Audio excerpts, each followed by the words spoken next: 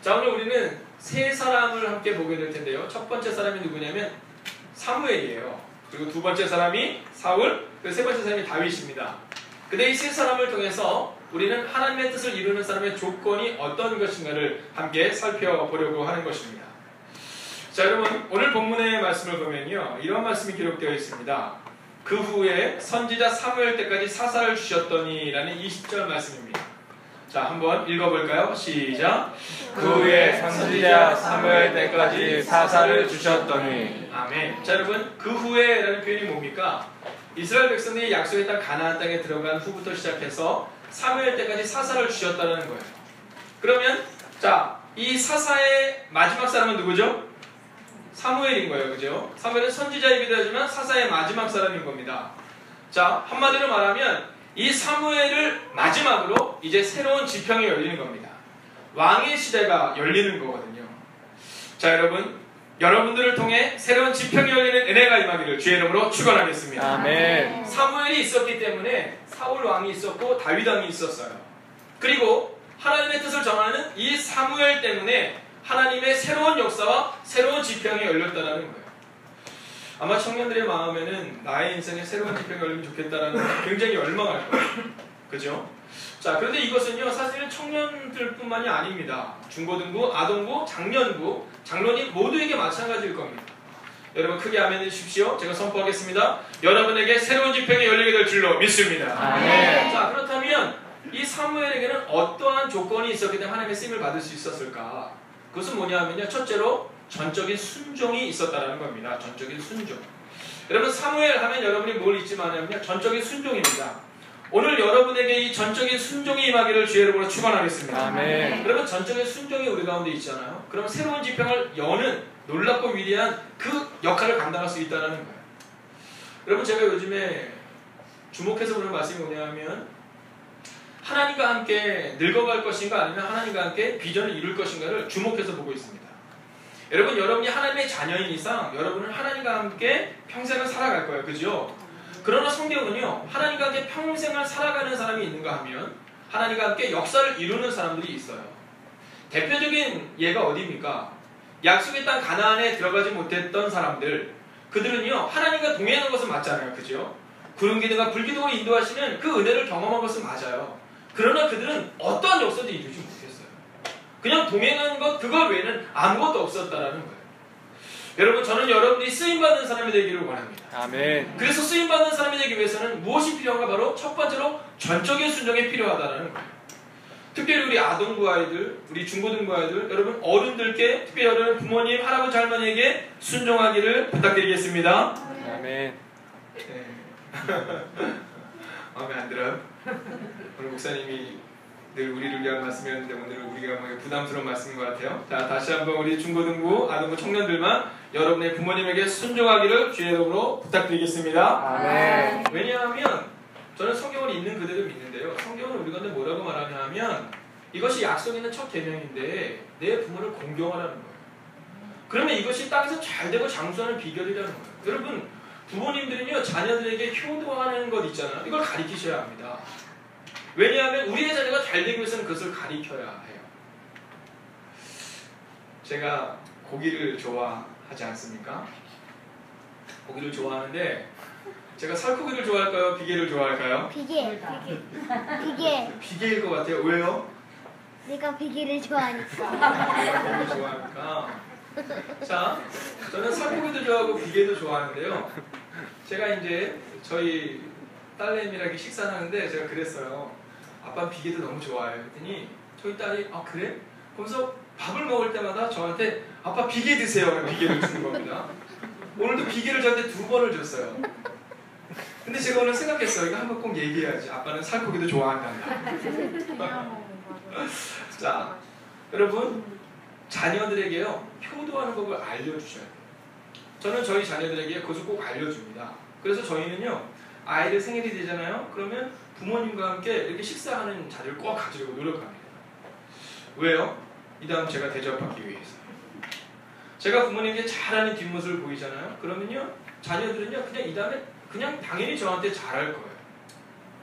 여러분 전적인 순종은 오늘 성경은 하나님께 대한 순종을 말하고 있지만 특별히 이곳에 우리 아동부 중고등부 아이들은요 하나님께 대한 전적인 순종을 배우기 전에 그것을 우리 몸에 체득하는 것은 부모에 대한 순종을 체득할 때 하나님에 대한 순종을 배울 수 있는 겁니다.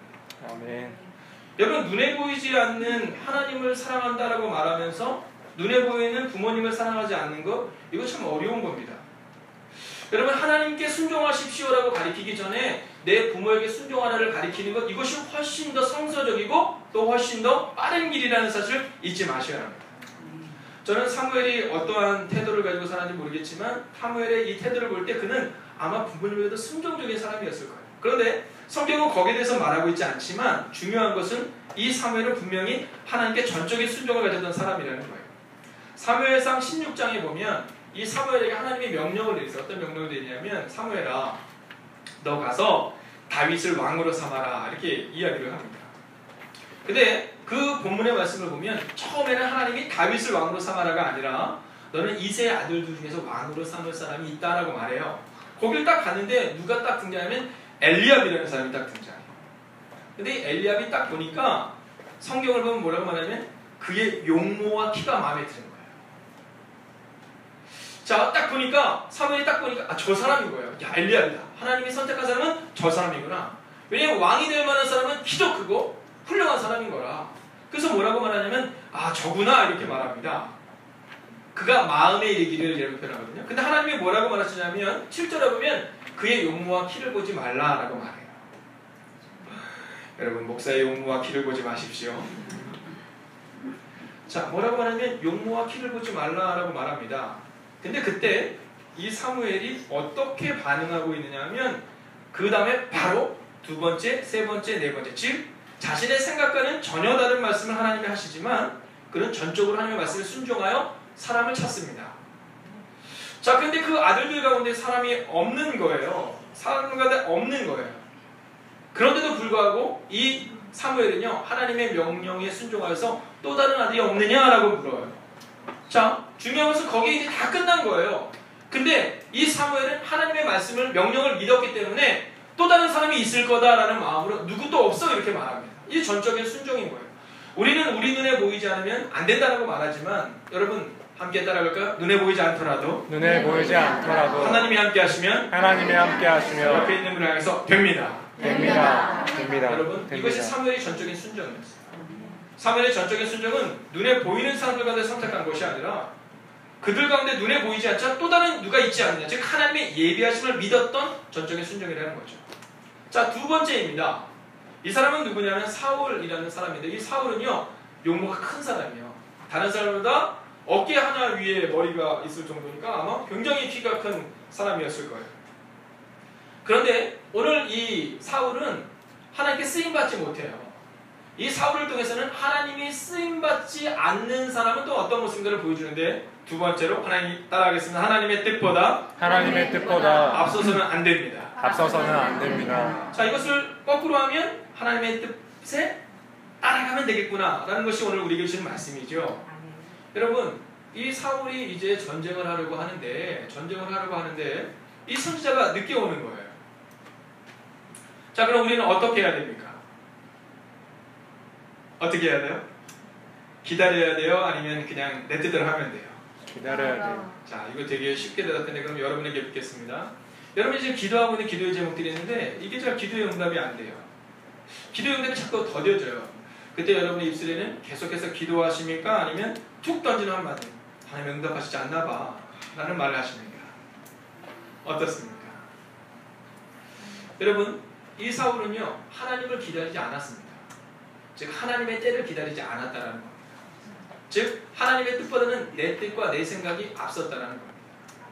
여러분 하나님께 쓰임받기를 원하신다면 여러분의 생각보다 하나님의 뜻을 우선시하시기를 주의 이름으로 부탁드리겠습니다. 아멘. 여러분 아무리 전쟁이 중요해도 하나님을 기다렸어야 했습니다. 우리도 마찬가지입니다.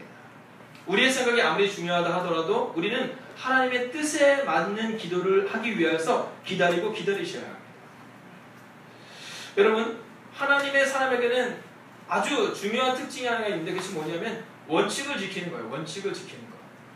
오늘 새벽에 저희가 말씀을 나누는데 잠언 있잖아요. 잠언. 자, 잠언은 우리 가운데 있는 추상적인 메시지가 아니라 한번 따라해볼까요? 삶의 원리입니다. 삶의 원리입니다. 여러분 잠언은 우리 가운데 계속해서 삶의 원리를 말해주고 있는데요. 근데 거기 보면 계명을 지켜 살라라는 표현이 나와요. 계명을 지켜 살라. 근데 사실은 계명을 지켜 살라 그러면 계명을 지키면서 살아가는 것 이렇게 우리가 흔히 생각하기 쉽지만 원어적인 표현을 자세히 보면 뭐라고 말하냐면 너는 계명을 지켜라. 그리고 살아라 라고 말하고 있어요. 그러니까 계명을 지키면서 삶을 살아가는 것이 아니라 우선순위를 내가 하나님의 말씀을 지키겠다 라고 우선순위를 정해야 한다는 거예요. 그리고 나서 살아가라라는 거예요. 우리는 어떻습니까? 자, 한번 솔직하게 한번 이야기해 볼까요? 우리는 어떻습니까? 우리는 하나님의 계명이 우선입니까? 아니면 일단 그래도 이 땅에서의 삶이 문제입니까? 여러분 가끔 보면 하나님의 말씀을, 하나님의 능력을 우리가 우리의 삶에서 성공적으로 살기 위해서 갖다가 쓸 때가 참 많잖아요. 여러분에게 복음의 능력이 중요합니까? 아니면 복음이 중요합니까? 대부분은 복음의 능력에 주목하죠. 그런 하나님은 우리가 그분의 능한 손에 주목하기를 원하는 것이 아니라 그분의 얼굴을 바라보기를 원하세요. 여러분, 오늘 사울의 문제는 여기에 있었던 겁니다. 사울은요, 하나님을 위해 살았던 것이 아니라 자신의 삶의 성공적인 삶 가운데 하나님을 이용하려 했을 뿐이라는 거예요. 우리들도 마찬가지입니다. 우리가 하나님의 뜻보다 앞서는 순간 바로 우리 가운데도 그런 우를 범할 수 있다라는 것이죠. 사랑하신 여러분, 여러분의 생각보다 하나님의 뜻을 우선시하시기를 주의 이름으로 축원하겠습니다. 아멘. 자, 그러면 이제 세 번째 사람입니다. 세 번째 사람은요, 하나님의 쓰임을 받았던 사람인데 그는 하나님께 쓰임 받았던 사람이라는 표현으로만 끝나는 것이 아니라 하나님의 마음에 합한 사람이라는 표현을 들었어요. 자, 이거는 한번 정말 축복하셔야 합니다. 자, 옆에 있는 분에게 한번 이렇게 할까요? 당신은 하나님의 마음에 합한 사람이 될 것입니다. 한번 축복하겠습니다. 당신은 하나님 마음에 합한 사람이 될 것입니다. 주유는 하나님 마음에 합한 사람이 될 거예요. 전 신앙이가 정확히 그랬어요. 하나님의 마음에 합한 사람이 될 거라고. 여러분, 저는 이 말씀을 믿습니다. 왜냐하면 제가 목사이기 때문에 더 말씀의 능력이 있고 그렇지 않습니다. 여러분, 하나님의 말씀을 믿고 선포하면요, 제가 신앙에게 선포하는 것이나 신앙이가 제게 선포하는 것이나 똑같아요. 그래서 저는요, 이 축복하십시오라고 말할 때 여기 우진이가 있을 때 그러고 꼭 축복을 받습니다. 왜냐하면 이 축복은 하나님의 말씀이라서 능력이 있는 것이지 목사이기 때문에 능력이 있는 게 아니에요. 제가 말씀을 신뢰함으로 기도하기 때문에 능력이 나타나는 것이 목사이기 때문에 그게 아니라는 겁니다. 자, 하나님의 마음에 합한 사람, 여러분 멋지지 않습니까?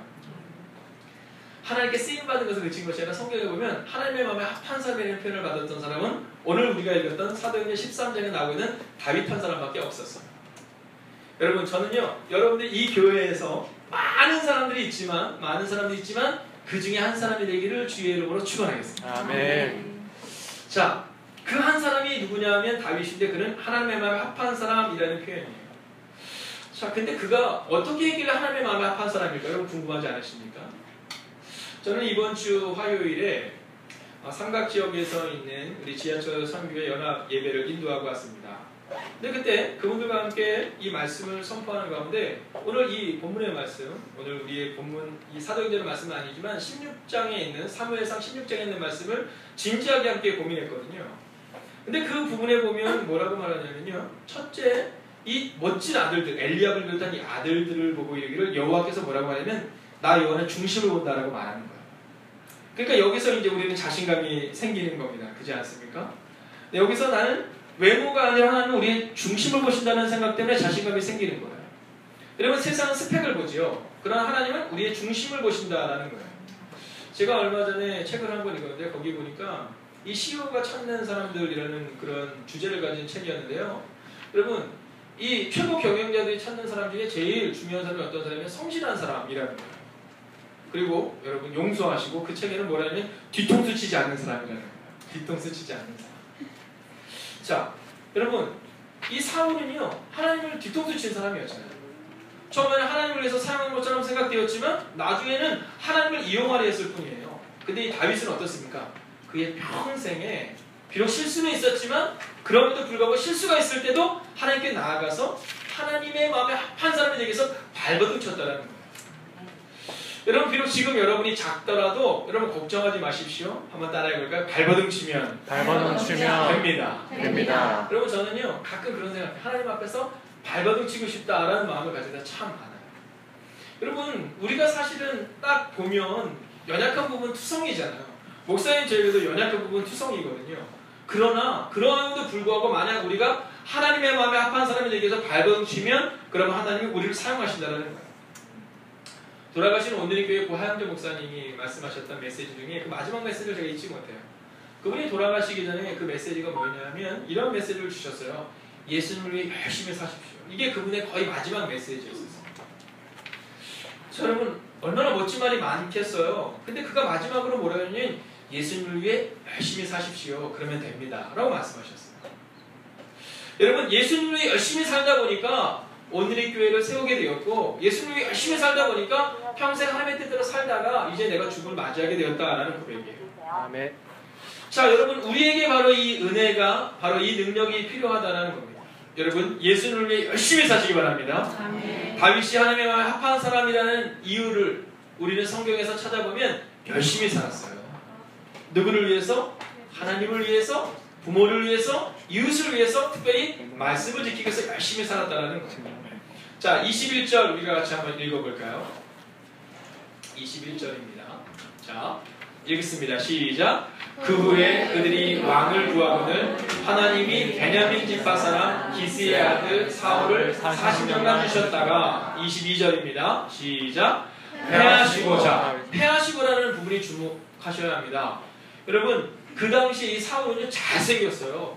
키도 컸습니다. 전쟁에 능할 만한 외모적인 부분을 가지고 있었어요. 그렇지만 그는 하나님의 마음에 합한 사람이라는 표현을 듣지 못하고 마지막에는 왕에 대해서 패하시고라는 표현을 주목하셔야 합니다. 근데 이 다윗은 어땠어요? 다윗은 작고 연약하고 보잘것없고 하찮은 사람이었어요. 그런데 읽겠습니다. 다윗을부터 시작. 다윗을 왕으로 세우시고 증언하여 이르시되 내가 이새의 아들 다윗을 만나니 내 마음에 맞는 사람이라 내 뜻을 다 이루리라 하시더니 아멘. 자 보십시오. 오늘 하나님이 이새의 아들 다윗을 만나니까 내 마음에 합한 사람이었다라는 거예요. 그래서 내 뜻을 다 이루리라 말씀하시고 하나님의 뜻을 다 이루도록 사용하셨던 사람이 다윗이었다. 저는 우리가 하나님께 이렇게 쓰임받기를 원합니다. 아멘. 하나님과 함께 나이 들어가는 인생이 되는 것이 아니라 하나님의 뜻을 이루는 인생 말이에요. 그런데 오늘 성경에 보면 내가 이새의 아들 다윗을 만나니라고 표현되어 있잖아요. 사실은 이 성경을 세번역 성경에 보면 뭐라고 기록하고 있냐면 내가 이새의 아들 다윗을 찾아냈으니 라고 기록되어 있어요. 찾아냈으니. 자 여러분 이걸 주목하셔야 해요. 하나님이 이새의 아들 다윗을 찾아냈다라는 거예요. 자 여러분 다윗을 만났다라는 표현과는 완전 다른 표현이 쓰여져 있는 거거든요. 근데 성경에 보면 하나님이 이새의 아들 다윗을 찾아냈다라고 말하는데 어떠한 사람이었길래 하나님이 그를 찾아낼 정도로 그가 위대한 인물이었을까라는 겁니다. 자 여러분은 하나님이 여러분을 찾아낼 만한 사람이라고 생각이 드십니까? 어떻습니까? 제가 오늘 여러분을 볼 때 여러분은 그러한 사람입니다. 아멘. 자 여러분 겸손한 것과 자기를 아는 것은 다른데요.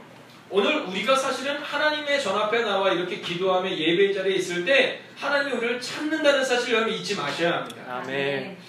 자 여러분 하나님의 마음에 드는 사람이 돼서 하나님의 찾음을 받는 사람이 되는 것 여러분 이것이 이 사실을 아는 것이 쉬울까요? 모를까요? 어려울까요?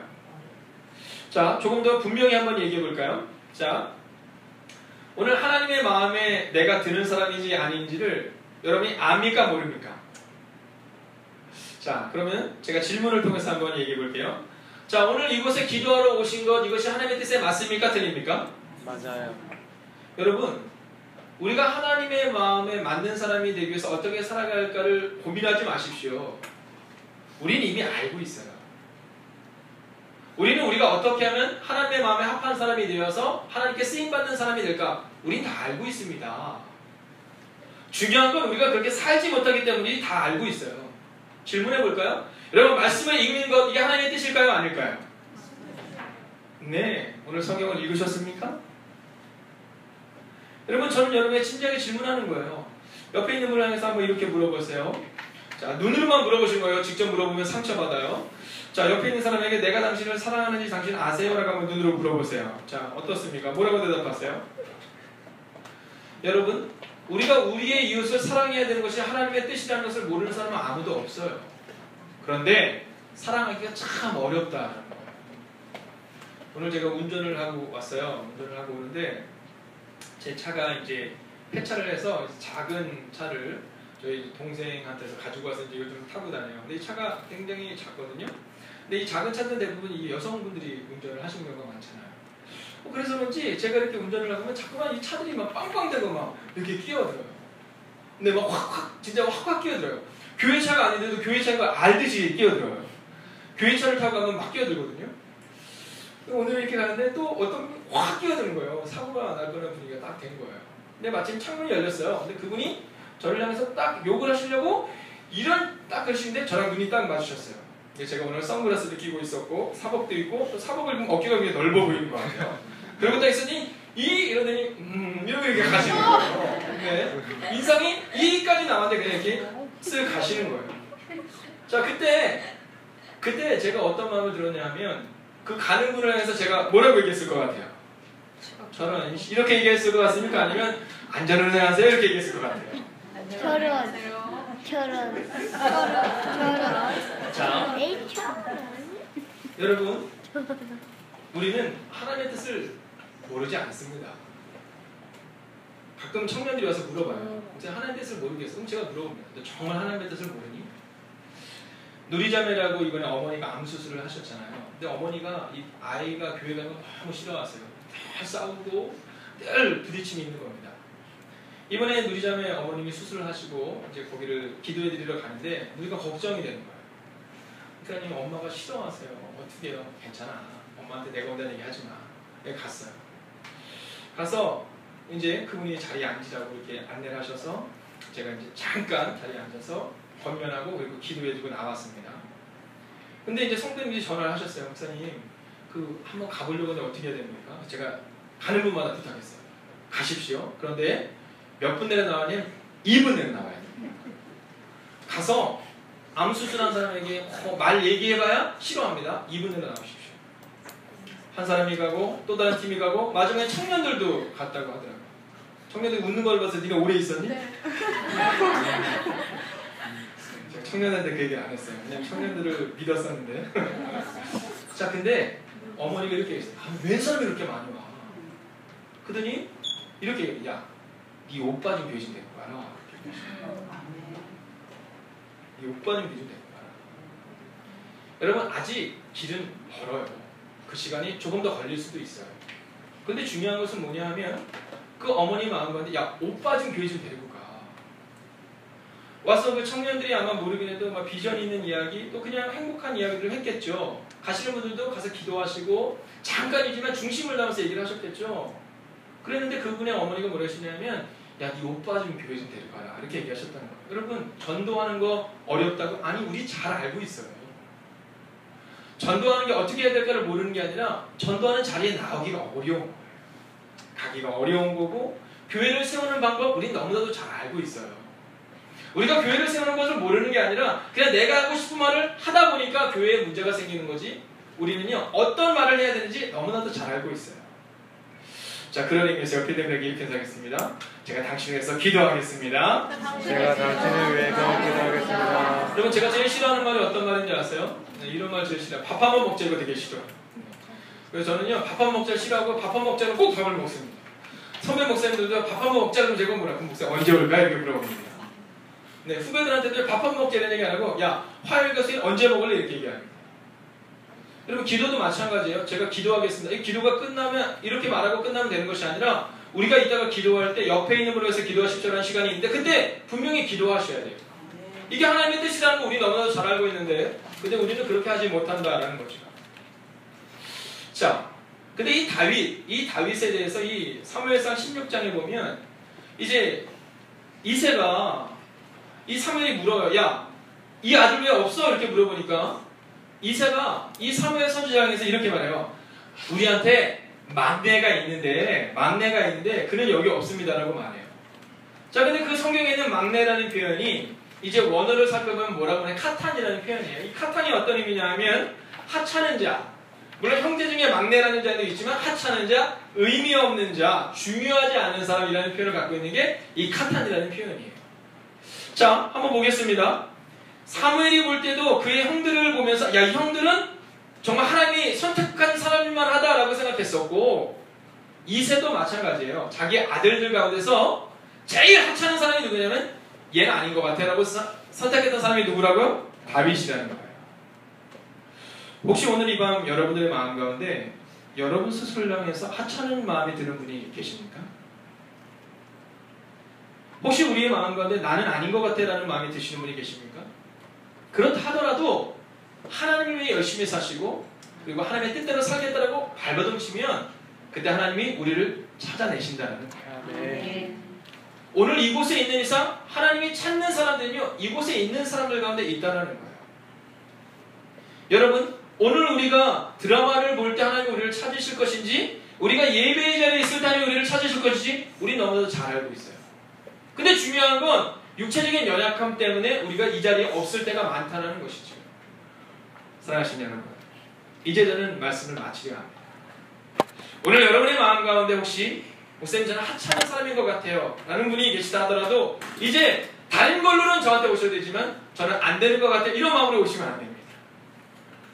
하나님은 하찮은 사람, 이새의 아들들 가운데서 공인되었던 사람이 누구냐면 다윗이에요. 어떤 걸로? 하찮은 사람으로, 중요하지 않은 사람으로, 보잘것없는 사람으로 공인되었던 사람이 다윗이에요. 근데 하나님은 하나님을 향해 성실한 인생을 살았고 문제를 바라보는 것이 아니라 골리앗과의 전쟁 가운데서도 골리앗을 바라보는 것이 아니라 무엇을 바라봤어요? 골리앗을 넘어뜨리는 하나님을 바라보았던 그 다윗을 통해 일하셨다는 거예요. 소년 다윗을 통해서. 여러분 오늘 밤 여러분에게 어떤 문제가 있는지 저는 하나님의 문제를 잘 알지 못합니다. 그러나 제가 확신하는 것은 하나님이 여러분을 단련하시고 여러분을 사용하실 것이라는 사실입니다. 여러분 오늘 기도할 때도요 어떻게 기도해야 되냐면 그 사람을 이렇게 인사하겠습니다. 전심으로 기도합시다. 한번 인사해볼까요? 전심으로 기도합시다. 여러분 가끔 제가 볼 때 이렇게 기도하다가 내가 저를 위해서 기도해야겠다는 사람이 있어요. 정말 너무 애끓게 막 기도하는 사람이 있어요. 하나님도 마찬가지 아니겠습니까? 여러분 우리가 이 기도가 들어줘도 되고 안 들어도 상관없다라고 기도할 때 응답해 주시는 것과 하나님은 방법이 없어요 라고 말하는 것은 다르지 않아요. 저희 집에는 아들이 있는데요. 이 아들 녀석이 굉장히 끈질겨요. 뭐 하나를 사달라면요 그걸 사주기 전까지는요 끊임없이 사달라고 얘기해요. 이걸 잘 모르시는 분들은 뭐냐면 우리 주민이는 끈기가 있어도 좋다고 말하거든요. 그럼 그때마다 제가 속으로 생각해요. 한번 생각해보세요. 왜냐하면 한 번 하면 그게 끝날 때까지 10번, 100번 이렇게 얘기해요. 근데 중요한 건요 저희 딸은 좀 달라요. 걔는 부모님 하면 잘해야 해서 이건 좀 부모님이 그럴 것 같아서 안 해달래요. 근데 미안한 건 뭐냐면요 딸한테는 안 해줄 때가 참 많아요. 네. 근데 그 아들은요 사달라면 끝까지 하니까 그냥 사줘야 돼요. 오늘도 뭐 사달라고 얘기하는데 지 엄마랑 막 싸우는 거예요. 막 말다툼이 있어요. 그래서 제가 그랬어요. 사줘. 당신은 못 이겨. 어차피 사달라고 할 때 내일도 얘기하고 모레도 얘기할 거거든요. 여러분 다윗 하찮은 사람이었지만 하나님께 쓰임받을 수 있었던 단 하나의 이유는요 문제가 아니라 오직 하나님만 바라보았다. 오늘 밤 여러분에게 기도의 응답은 단 하나입니다. 한번 따라해볼까요? 하나님만 바라보겠습니다. 한 번 더 인사합니다. 하나님께만 기도하겠습니다. 여러분 가끔은 제가 설교를 하고 내려갔을 때 마음이 무거울 때가 있어요. 어느 때냐면 비전에 대한 얘기를 하고 내려가지만 성도님들의 가정에 있는 문제를 제가 알잖아요. 그 마음이 하나님께 정말 간절히 기도할 때가 있어요. 하나님 오늘 이 비전의 말씀을 선포했는데 이 비전의 말씀이 허공을 울리는 말씀으로 끝나지 않게 하시고 말씀이 성도님의 삶 가운데 임하게 해달라고 기도의 응답이 나타나게 해달라고 그렇게 기도해요. 여러분 우리가 함께 이 찬양을 드리고 기도할 때 이제 오늘 말씀을 붙들고 하나님 나는 가장 보잘것없는 하찮은 사람입니다. 그러나 다윗을 통해 일하셨던 것처럼 나를 통해 일하여 주시옵시고 사무엘 때부터 새로운 시대가 일어났던 것처럼 여러분의 기도를 통해 여러분의 가정 가운데 새로운 능력이 나타날 수 있게 해달라고 우리가 함께 기도하기로 합니다. 여러분 함께 이 찬양을 드리겠습니다. 주가 보이신 생명의 길